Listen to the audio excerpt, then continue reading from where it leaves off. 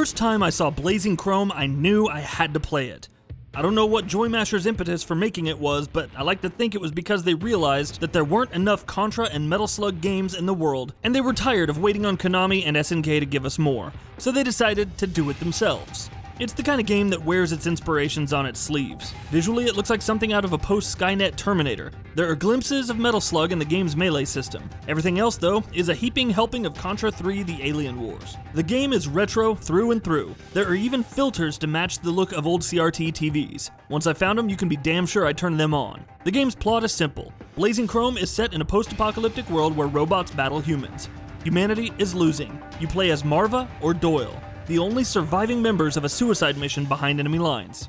Marva is a badass who literally kicks ass and chews bubblegum, while Doyle's a reprogrammed robot with a mohawk and questionable fashion sense. They're an odd team, but both characters have a personality. Let Marva idle too long and she'll blow an enormous pink bubble, while Doyle likes to rock out at the end of missions. The gameplay is equally throwback. You can move and shoot, and pressing the shoot button when an enemy is close to you will make your character perform a melee attack a la Metal Slug. You can go prone and roll. You can hold a button and stand still and aim, which comes in handy when you don't want to manage both moving around and the game's 8-way aiming system at the same time.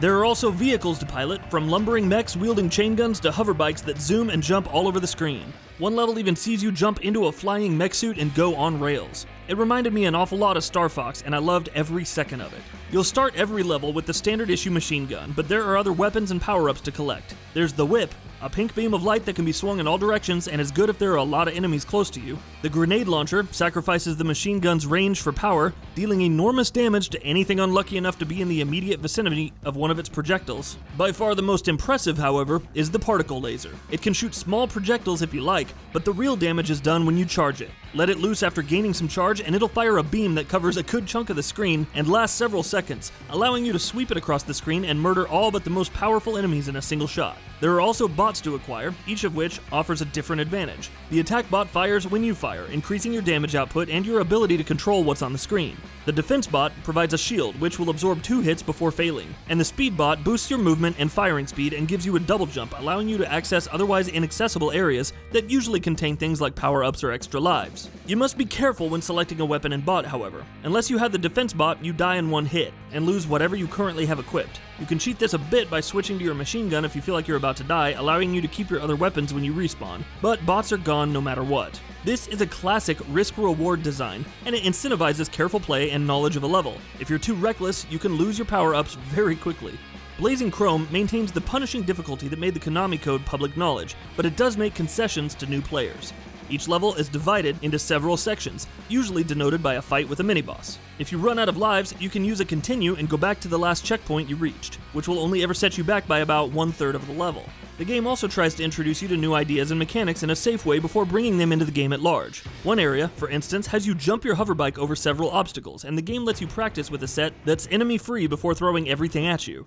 That said, this is still a game based on Contra, and the fact that you die in a single hit means that it's still hard, even on easy, which gives you items if you're having trouble. Still, once you give yourself time to get used to things and learn how it works, the game is a lot of fun, and you'll find that you improve very quickly. Even if you're doing poorly, most of the game can be finished if you just stick with it. The only thing that will suffer is your score. The game doesn't otherwise penalize you for using continues. Even if you're having a hard time, Blazing Chrome is probably a game you'll want to play. It's utterly gorgeous, even if you don't use the various filters, and the beautiful sprite work and quality backgrounds make it hard to dislike. Each level is different and you never quite know what you're gonna get. The game isn't fond of reusing ideas. It takes them to their natural conclusion and then discards them for the next thing. This is particularly true in the boss fights, which are incredibly varied and universally excellent, especially in the later levels when the game throws absolutely everything it can think of at you. Throw in a rocking soundtrack and you've got everything you need for a run through yesteryear. Blazing Chrome isn't a complicated game. What you see is what you get. Like the games that inspired it, it's also not particularly long. There are only 6 levels, the opening 4 can be played in any order, which then opens the last 2, which must be done sequentially.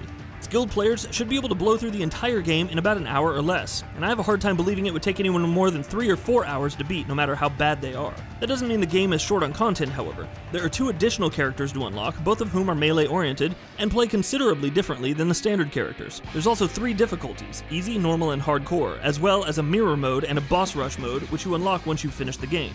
If you want to climb the leaderboards or just see everything the game has to offer, you could be busy for quite a while, especially if you have a friend to play with. The game supports local co-op, even in the PC release, and it's the best way to play. Sure, you can have plenty of fun playing by yourself, but co-op is where it's at for this sort of thing. The co-op mode does introduce some minor issues. There were times either I or my co-op partner were put in impossible situations when we respawned after dying, and we couldn't do anything except die, for instance. And there are times when you might accidentally blow something up in a way that leaves them with a weapon or a bot that they don't want, but the joy of playing with a friend far outweighs these problems. If anything, I wish there were more game here.